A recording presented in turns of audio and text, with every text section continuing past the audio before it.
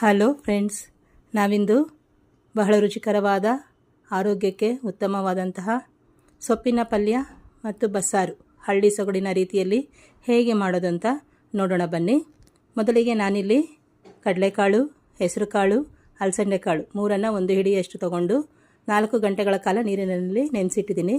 ನೆನೆಸಿಟ್ಟಂತಹ ಕಾಳನ್ನು ಒಂದು ಕುಕ್ಕರ್ಗೆ ಹಾಕಿ 1 ಕಟ್ಟು ಅರವೆ ಸೊಪ್ಪನ್ನು ಚೆನ್ನಾಗಿ ತೊಳೆದು ಸಣ್ಣದಾಗಿ ಕಟ್ ಮಾಡಿ ಅದನ್ನು ಕೂಡ ಕಾಳಿನ ಜೊತೆ ಸೇರಿಸ್ತಾ ಇದ್ದೀನಿ. ಇದರೊಂದಿಗೆ 1 ಕಟ್ಟು ಸಬ್ಸಿಗೆ ಸೊಪ್ಪು, ಸ್ವಲ್ಪ ಕೊತ್ತಂಬರಿ, ಕರಿಬೇವು, ಪುದೀನ ಅದೆಲ್ಲವನ್ನು ಸೇರಿಸಿ ರುಚಿಗೆ ತಕ್ಕಷ್ಟು ಉಪ್ಪನ್ನು ಹಾಕಿ 1 ಚಮಚ ನೀರನ್ನು ಸೇರಿಸಿ ಕುಕ್ಕರ್ ಮುಚ್ಚಳ ಮುಚ್ಚಿ 2 ವಿಷಲ್ ಕೂಗಿಸಿ. ನೋಡಿ ಫ್ರೆಂಡ್ಸ್, ಈಗ 2 ವಿಷಲ್ ಕೂಗಿದೆ. ಸೊಪ್ಪು ಚೆನ್ನಾಗಿ ಬೆಂದಿದೆ, ನಿಮಗೆ ಗೊತ್ತಾಗ್ತಾ ಇದೆ. ಸೊಪ್ಪು ಮತ್ತು ಕಾಳು ಚೆನ್ನಾಗಿ ಹೊಂದ್ಕೊಂಡಿದೆ. ಈಗ ಸೊಪ್ಪಲ್ಲಿರುವಂತಹ ನೀರನ್ನು ಬಸಿದು ಸೊಪ್ಪು ಮತ್ತು ನೀರನ್ನು ಸಪ್ರೇಟಾಗಿ ಮಾಡಿ ಇಟ್ಕೋಬೇಕು. ಈಗ ಇಲ್ಲಿ ನಾವು ಬಸ್ಸಾರಿಗೆ ಮಸಾಲೆ ರೆಡಿ ಮಾಡ್ಕೊಳ್ಳೋಣ. ಒಂದು ಪಾನ್ಗೆ ಸ್ವಲ್ಪ ಎಣ್ಣೆಯನ್ನು ಸೇರಿಸಿ 1 ಈರುಳ್ಳಿ, ಸ್ವಲ್ಪ ಬೆಳ್ಳುಳ್ಳಿ, ಶುಂಠಿ, ಜೀರಿಗೆ, ಕೊತ್ತಂಬರಿ ಸೊಪ್ಪು, ಟೊಮೊಟೊ, ಹಸಿ ಕೊಬ್ಬರಿ ಹಾಗೂ ಹುಣಸೆಹಣ್ಣನ್ನು ಸೇರಿಸಿ 1-2 ನಿಮಿಷಗಳ ಕಾಲ ಫ್ರೈ ಮಾಡಿ ಒಂದು ಮಿಕ್ಸಿ ಜಾರಿಗೆ ಸೇರಿಸೋಣ.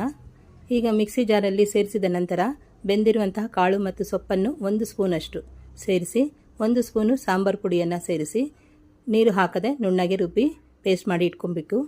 ಈಗ ಸ್ಟವ್ ಮೇಲೆ ಒಂದು ಕುಕ್ಕರನ್ನು ಇಟ್ಟು ಎಣ್ಣೆ ಹಾಕಿ ಎಣ್ಣೆ ಕಾದ ನಂತರ ಸಾಸಿವೆ, ಕರಿಬೇವನ್ನು ಹಾಕಿ ರುಬ್ಬಿರುವಂಥ ಮಸಾಲೆಯನ್ನು ಸೇರಿಸಿ ಚೆನ್ನಾಗಿ ಮಿಕ್ಸ್ ಮಾಡಿ ಇದಕ್ಕೆ ಸೊಪ್ಪನ್ನು ಬಸಿದು ತೆಗೆದಿಟ್ಕೊಂಡಿರುವಂತಹ ನೀರನ್ನು ಸೇರಿಸಿ ರುಚಿಗೆ ತಕ್ಕಷ್ಟು ಉಪ್ಪನ್ನು ಹಾಕಿ ಕುದಿಯಲು ಇಡಿ. ಮತ್ತೊಂದೆಡೆ ಒಂದು ಬಾಣಲೆಗೆ ಸ್ವಲ್ಪ ಎಣ್ಣೆ ಹಾಕಿ ಸಾಸಿವೆ, ಜೀರಿಗೆ, ಜಜ್ಜಿದಂತಹ ಬೆಳ್ಳುಳ್ಳಿ, ಕರಿಬೇವು, 1 ಒಣಮೆಣಸು, ಈರುಳ್ಳಿಯನ್ನು ಹಾಕಿ ಚೆನ್ನಾಗಿ ಫ್ರೈ ಮಾಡಿ ನಂತರ ಬಸಿದು ತೆಗೆದುಕೊಂಡಿರುವಂಥ ಸೊಪ್ಪನ್ನು ಸೇರಿಸಿ ಒಂದೊಳ್ಳೆ ಮಿಕ್ಸ್ ಕೊಡಿ.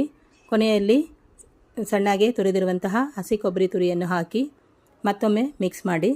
ಈಗ ನೋಡಿ ಫ್ರೆಂಡ್ಸ್, ಚೆನ್ನಾಗಿ ಮಿಕ್ಸ್ ಮಾಡಿದ ನಂತರ ಸೊಪ್ಪಿನ ಪಲ್ಯ ರೆಡಿ ಆಯಿತು. ನಾನೀಗ ಒಂದು ಬೌಲ್ಗೆ ಸರ್ವ್ ಮಾಡ್ತಾ ಇದ್ದೀನಿ. ನೋಡಿ ಫ್ರೆಂಡ್ಸ್, ಎಷ್ಟು ಚೆನ್ನಾಗಿ ಸೊಪ್ಪಿನ ಪಲ್ಯ ಬಂದಿದೆ. ಅದೇ ರೀತಿ ಇಲ್ಲಿ ಬಸ್ಸಾರು ಕೂಡ ರೆಡಿ ಆಯಿತು. ಅದನ್ನು ಕೂಡ ಒಂದು ಬೌಲ್ಗೆ ಸರ್ವ್ ಮಾಡ್ತಾ ಇದ್ದೀನಿ. ನೋಡಿ ಫ್ರೆಂಡ್ಸ್, ಬಸ್ಸಾರು ಮತ್ತು ಸೊಪ್ಪಿನ ಪಲ್ಯ ಎಷ್ಟು ಚೆನ್ನಾಗಿ ಬಂದಿದೆ. ಅಷ್ಟೇ ಅಲ್ಲ, ಟೇಸ್ಟ್ ಕೂಡ ಬಹಳ ರುಚಿಯಾಗಿರುತ್ತೆ. ಫ್ರೆಂಡ್ಸ್, ನೀವು ಕೂಡ ಟ್ರೈ ಮಾಡ್ತೀರಾ ಅಲ್ವಾ? Thank you.